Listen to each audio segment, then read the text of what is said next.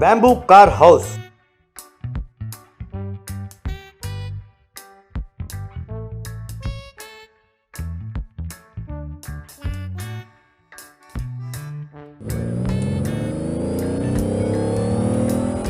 एक दिन वैरायटी विक्की ने अपने बेटे मुन्ना को बुलाया। बेटा मुन्ना, तुम इस स्विमिंग पूल में एक बढ़िया सा बैम्बू कार हाउस बनाओ। मुन्ना अपने मन में, अरे बापू को क्या हो गया? उनका दिमाग हिल गया है क्या? इतना बढ़िया स्विमिंग पूल है, उसमें ये बैम्बू कार हाउस बनाने के लिए कहते हैं। यूं सोच रहा था। क्यों बेटे, अपने आप में क्या सोच रहे हो? कोई खास बात नहीं है बापू, वैसे स्विमिंग पूल अच्छा चल रहा है ना, अब उसके अंदर क्यों बैम्बू कार हाउस बनाने के लिए कह रहे हो आप? अगर इतना ही शौक है तो पास ही कहीं बना सकते हैं ना। अरे बेटा, तुम नहीं जानते, आजकल लोग बड़े अजीब तरीके से मर रहे हैं, इसीलिए मैंने जैसा कहा तुम ऐसा बनाओ। कह रहा हूँ ना, बना दो। तब लाचार होकर मुन्ना ने स्विमिंग पूल के ऊपर दो पेड़ों के बीच में से एक बैम्बू कार हाउस बनाया, फिर उसको कनेक्ट करते हुए एक बैम्बू ब्रिज बनाया और फिर पास ही एक बैम्बू वॉच टावर बनाया।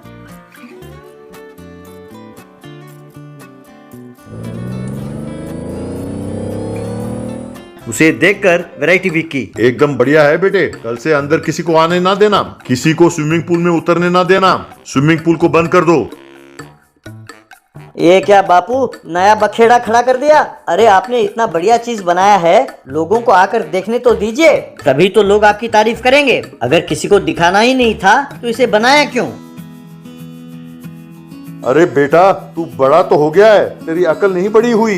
मैंने जितना ब्लैक मनी जमा किया है उन सबको उस बैम्बू हाउस में छुपाएंगे। तुम्हें यहाँ रहकर उसका पहरा देना होगा, किसी को भी आसपास भटकने ना देना। अब तुम सीधा जाओ, अपने कार के डिक्की के अंदर जितने भी ब्लैक मनी के थैले हैं सब ले आओ और ऊपर बैम्बू कार हाउस में छिपा दो। अरे वाह, मेरे पिताजी का दिमाग खूब चलता है। कहकर वो सीधा कार के पास गया, डिक्की में से पैसों और गहनों की थैलियों को उठाया और ले आकर बैम्बू कार हाउस में छिपा दिया।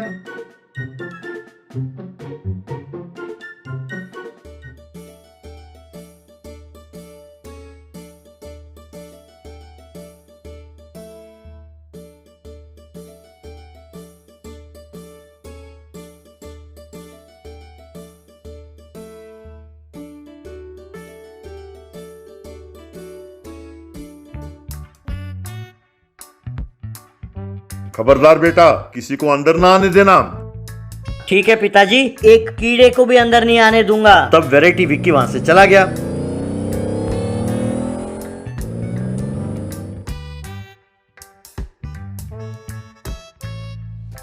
अगले दिन मुन्ना के दोस्तों ने उसे फोन किया और, यार मुन्ना, बहुत बोर मार रहा है यार, हम सब मिलकर तुम्हारे स्विमिंग पूल के पास आ रहे हैं, हाँ थोड़ी देर तैरेंगे फिर दारू शारू पियेंगे। अरे नहीं यार, आने की जरूरत नहीं है, हमने स्विमिंग पूल बंद कर दिया है, फिर कभी मिलेंगे, मैं अब थोड़ा बिजी हूँ यार। कहकर उसने फोन काट दिया। अरे ये क्या, मुन्ना तो जब देखो पूल के पास ही पड़ा रहता है और आज कह रहा है कि वो बिजी है। चलो चलते हैं, जाकर देखते हैं कि वो कैसे बिजी है और कर क्या रहा है। यूं कहकर सब मिलकर स्विमिंग पूल के पास चले गए। उन्होंने देखा कि स्विमिंग पूल एकदम बदल गया है। फिर वहीं बना बैम्बू कार हाउस को देखकर, क्यों रे मुन्ना, तेरे पिताजी के पास बहुत पैसे आ गए हैं क्या, जो यूं अजीब अजीब चीजें बना रहे हो? वैसे ये क्या पागलपन है, स्विमिंग पूल के ऊपर बैम्बू हाउस? अरे तुम नहीं जानते, मेरे पिताजी अलग सोचते हैं। चलो किसी बार में जाकर दारू पीते हैं। अरे ये क्या यार, इतना बढ़िया जगह है, इसे छोड़कर कहीं दूर जाकर बार में दारू पियेंगे। चलो उस बैम्बू कार हाउस में जाकर बैठते हैं और हम चारों चार पेग मारते हैं। नहीं नहीं यार, वो बहुत गंदा है, स्टोर रूम की तरह, वहाँ ठीक नहीं है यार। अरे यार, पता नहीं क्यों मुझे मुन्ना पर शक हो रहा है। मुझे लगता है मुन्ना ने उसके अंदर कुछ छिपाया हुआ है, इसीलिए वो हमें ऊपर चढ़ने से रोक रहा है। क्यों मुन्ना, हमसे छिपाकर वहाँ कुछ रखा है क्या, या फिर किसी को छुपा कर रखा है? तेरा सर, अरे बेवकूफ, वहाँ कुछ नहीं है। चलो ठीक है, यहीं बैठकर दारू पीते हैं, यहाँ दारू पियेंगे फिर चले जाएंगे। यूं कहकर सब बैठकर वहाँ दारू पीने लगे। अरे यार, मैं बैम्बू कार हाउस में चढ़ूंगा और वहाँ से स्विमिंग पूल में गोता लगाऊंगा। अरे यार, ऊपर चढ़ते ही तेरा सर चकराने लगेगा और नीचे गोता मारते ही तू पानी में डूब जाएगा। वैसे भी तूने पी रखी है, मेरी बात मान, फिर कभी ऐसा करना। तब वो दोस्त जिद करते हुए, यार देख, अगर तूने मुझे बैम्बू कार से डाइव मारने नहीं दिया तो मैं तेरे बैम्बू कार को चलाकर ले जाऊंगा यहाँ से। अरे यार, लगता है इसे दारू चढ़ गई है। अरे कमबख्त, वो बैम्बू कार हाउस है, कार नहीं है, वो नहीं चलेगी। अरे यार, पर मैंने तो ड्राइविंग सीखा है, ये देख मेरा ड्राइविंग लाइसेंस। अरे मैं बहुत बढ़िया ड्राइविंग करता हूँ, चाहे तो मेरे साथ रेस लगा लो, मैं ही जीतूंगा। अरे परसों ही मैंने एक बहुत बड़ा जेसीबी चलाया और तुम कहते हो कि मैं ये बेकार सा बैम्बू कार नहीं चला सकता। अरे यार, तुम सब उसके बारे में जानते हो, उसे बैम्बू हाउस में चढ़ने दो, थोड़ी देर के लिए कार को चलाने दो, फिर ऊपर से वो कूदेगा और पानी में जा गिरेगा, बस। वरना ये सारा दिन हमें परेशान करता रहेगा। प्लीज यार। तब लाचार होकर मुन्ना भी उसके साथ पेड़ पर चढ़ा और बैम्बू कार हाउस के अंदर गया। अंदर बैम्बू कार हाउस को देखकर उसका दोस्त, अरे ये क्या यार, अंदर तो बिल्कुल कार की तरह है नहीं, ये तो घर की तरह है, और ऊपर से इतनी गंदगी, वाह, मुझे तो उल्टी आ रही है यार, क्या मैं यहाँ उल्टी करूँ? अरे अरे अरे, तुझे दारू चढ़ गई है, नीचे उतर जा, नीचे जाकर वॉशरूम में करना उल्टी। नहीं यार, उतने देर में अपने आप को नहीं रोक सकता, ये लो यहीं पर इस बोरी के अंदर मैं उल्टी कर देता हूँ यार, उसके बाद चाहो तो तुम इन बोरियों को साफ करा देना। कहकर उस बोरी में उल्टी करने ही वाला था कि मुन्ना ने उसे पकड़ा और उठाकर सीधा पूल में फेंका। वो स्विमिंग पूल में धड़ाम करके गिरा। फिर वो पानी से बाहर आकर, अरे यार, लगता है इसने बोरियों में कुछ छुपा कर रखा है, बड़ी बड़ी बोरियां हैं, मैं अंदर क्या है देखने ही वाला था कि उसने मुझे पकड़कर नीचे धकेल दिया। ये मुझे अपना दोस्त नहीं समझता है यार, अब जब ये मुझे दोस्त ही नहीं मानता तो ऐसे जिंदगी का मैं क्या करूंगा, मैं मर जाऊंगा, मैं मर जाना चाहता हूँ, अब मैं जिंदा नहीं रहना चाहता, करके शोर मचाने लगा। दारू पीकर शोर मचाने वालों को देखकर आस पड़ोस के लोगों ने पुलिस को फोन किया। तभी पुलिस वहाँ पहुंची। ये आधी रात को क्या कर रहे हो तुम लोग? हाँ, क्या है ये न्यूसेंस? यहाँ हो क्या रहा है? चलो तलाशी लो, सारे स्विमिंग पूल की तलाशी लो। कहकर उन्होंने तलाशी ली तो बैम्बू हाउस में छिपाया हुआ सारा माल बाहर निकला। पुलिस ने सारा माल सीज किया और मुन्ना और उसके पिताजी को जेल में डाल दिया। 3 जादुई फिश। एक गांव में सुमति नाम की स्त्री रहती थी। उसका इकलौता बेटा था मन्नू। सुमति के पति के एक दुर्घटना में मौत हो गई। उसी एक्सीडेंट में मन्नू ने एक टांग खोया, इसके कारण वो लंगड़ा हुआ। मन्नू का पालन पोषण करने के लिए सुमति को लाचार होकर गांव-गांव भीख मांगना पड़ा।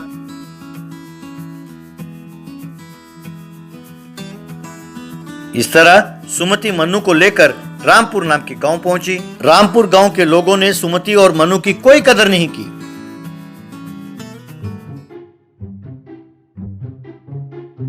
लोग सुमति और मन्नू को देखकर घृणा करते। एक दिन सुमति और मन्नू उस गांव के तालाब के पास जरा सहमे सहमे से खड़े थे। एक औरत उनके पास आई। आप दोनों चिंतित क्यों हो? इस गांव में सब किसान हैं, सब मेहनत से काम करते हैं, इसीलिए कोई भी आपको भीख नहीं डालेगा। हम गांव वालों का मानना है कि भीख मांगना आलसी लोगों का लक्षण है, पर यदि तुम किसी के भी घर जाकर काम मांगोगी तो तुम्हें जरूरत हो या ना हो, वो तुम्हें जरूर काम देंगे। अगर तुम मेहनत करके काम करना चाहती हो तो इस गाँव में रहो, वरना कहीं और चली जाओ। मैं तो मेहनत करना चाहती हूँ बहन, पर मेरे बेटे को देखकर मुझे किसी ने कोई काम नहीं दिया। किसी से भी काम मांगा तो मेरे बेटे को देखकर तरस खाकर मेरे हाथ में 10 या 20 रुपए दे देते। इसीलिए लाचार होकर भीख मांगते हुए हम गांव गांव भटक रहे हैं। अगर मुझे काम देंगे तो मैं खुशी खुशी काम करूंगी। तब तो ठीक है, तुम उस झोपड़ी में रह सकती हो, वो झोपड़ी मेरी है। कहकर वहाँ से चली गई।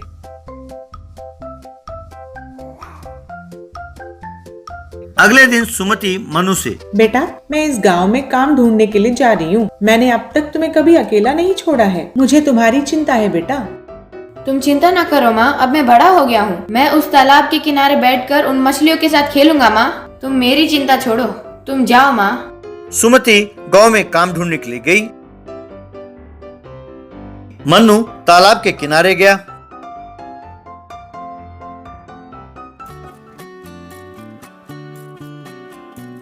उस दिन शाम को जब सुमति मनु के पास लौटी तो मनु सुमति से, माँ आज मुझे 3 दोस्त मिले, पता है उनके नाम है चुन्नी, मुन्नी और विन्नी। वो छोटे मछलियाँ हैं। एक बड़ी मछली चुन्नी को निगलने वाली थी, तब मैंने उसे बचाया। बस वो तीनों मेरे दोस्त बन गए। तुमने मुझे खाने के लिए मुरमुरे दिए थे ना माँ, मैंने उन्हें दिया तो वो बड़े चाव से खाने लगे।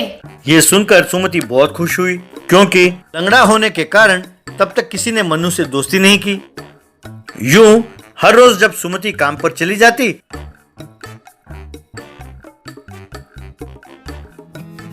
तो मनु तालाब के किनारे जाता और चुन्नी, मुन्नी, विन्नी कह के बुलाता तो ये तीनों मछलियां मनु के पास जाती। मनु उन्हें कुछ ना कुछ खिलाता और शाम तक उनके साथ खेलता। शाम को जब सुमति घर लौटती तो मनु अपने दोस्तों के बारे में कुछ ना कुछ कहता रहता। ये सुनकर सुमति बहुत खुश होती। एक बार उस गांव में एक बहुत बड़ा तूफान आया। रामपुर के सारे खेत पानी में डूब गए। बहुत सारे लोगों का घर हवा में उड़ गया। बहुत सारे जानवर भी मर गए। सारा गांव दुख में डूबा हुआ था। सुमति मनु से, बेटा अब हमें इस गांव को छोड़कर जाना होगा। क्यों माँ, अब तक हम जिन गांव में गए उनमें से सबसे बढ़िया गांव यही है। तुमने तो कहा था कि हम यहीं रहेंगे, अब हम दूसरे गांव क्यों जाएं माँ? बेटे इस तूफान की वजह से सिर्फ हम नहीं, बहुत सारे लोगों को गांव छोड़ना पड़ रहा है बेटा। घर बार, खेत सबका भारी नुकसान हुआ है बेटा। परिस्थिति को फिर से सुधरने के लिए काफी समय लग जाएगा बेटा। घर को ठीक करने के लिए किसी के पास पैसे नहीं है बेटा, इसीलिए हमें ये गांव छोड़ना पड़ेगा। पर मेरे दोस्तों को भी अपने साथ ले जाना होगा। तब माँ और बेटे मिलकर तालाब के किनारे पहुंचे। तब मन्नू जोर से, चुन्नी, मुन्नी, विन्नी कहाँ हो? जल्दी आओ, हम दूसरे गांव जा रहे हैं। पर वो मछलियां नहीं आई। उसने कई बार बुलाया, फिर भी वो नहीं आई। तब सुमति मनु से, वो बेचारे इस तूफान में मर गए होंगे बेटा, चलो चलते हैं, काफी देर हो चुकी है। तब मन्नू रोने लगा। मैं अपने दोस्तों के बगैर कहीं नहीं जाऊंगा, कहकर वहीं बैठ गया। सुमति समझ नहीं पाई कि वो क्या करे। तभी 3 बहुत बड़ी मछलियां तालाब के किनारे पहुंची। उनमें से एक मछली हीरे की थी, एक मछली सोने की और एक मछली रुपयों से बनी थी। मन्नू और सुमति उन्हें हैरान होकर देखने लगे। उनमें से एक मछली, मन्नू हम ही तुम्हारे दोस्त हैं, चुन्नी, मुन्नी और विन्नी। हम पाताल लोक के राजकुमारियां हैं। किसी श्राप के कारण हमें इस तालाब में रहना पड़ा। तुमने हमें खतरे से बचाया था। तुम हर रोज हमें खाना खिलाते थे। हम तुम्हारा ये एहसान कभी नहीं चुका सकते। आज हम श्राप से मुक्त हो गए हैं। हम अपने लोग लौट रहे हैं। तुम्हें जो वर चाहिए मांगो। मुझे कुछ नहीं चाहिए। इस तूफान की वजह से बेचारे गांव वाले बहुत तकलीफ में हैं। सब ये गांव छोड़कर जाना चाहते हैं। तुम उनके लिए कुछ कर सकते हो तो करो। मन्नू तुम वाकई महान हो। तुम हमारे दोस्त हो। ये कहते हुए हमें बहुत गर्व महसूस होता है। सोने के मछली के मुंह से सोने के सिक्के गिरने लगे और वहाँ सोने का ढेर लग गया। हीरे के मछली के मुंह से हीरे गिरे और वहाँ हीरों का ढेर लग गया। और रुपए वाले मछली के मुंह से रुपए के गड्डियां गिरने लगी और रुपए के ढेर लग गए। मन्नू इन पैसों से तुम गांव को फिर से बसाओ। हम तुम्हारे टूटे हुए टांग को ठीक करते हैं। हम समंदर में रहते हैं। तुम्हें जब भी किसी भी चीज की जरूरत हो तो हमें जोर से पुकारो, हम आ जाएंगे और तुम्हारी मदद करेंगे। कहकर वे तीनों मछलियां वहाँ से गायब हो गयीं। मन्नू का पैर ठीक हो गया। मन्नू और सुमति बहुत खुश हुए। उन मछलियों ने जो पैसे दिए थे उनसे रामपुर गाँव को फिर से बसाया। सारा गाँव उन्हें प्रणाम करने लगा। रामपुर गांव वालों ने फिर से घर बनाया और पशुओं को खरीदकर फिर से खेती करने लगे। और मन्नू और सुमति गांव में बहुत खुशी खुशी रहने लगे।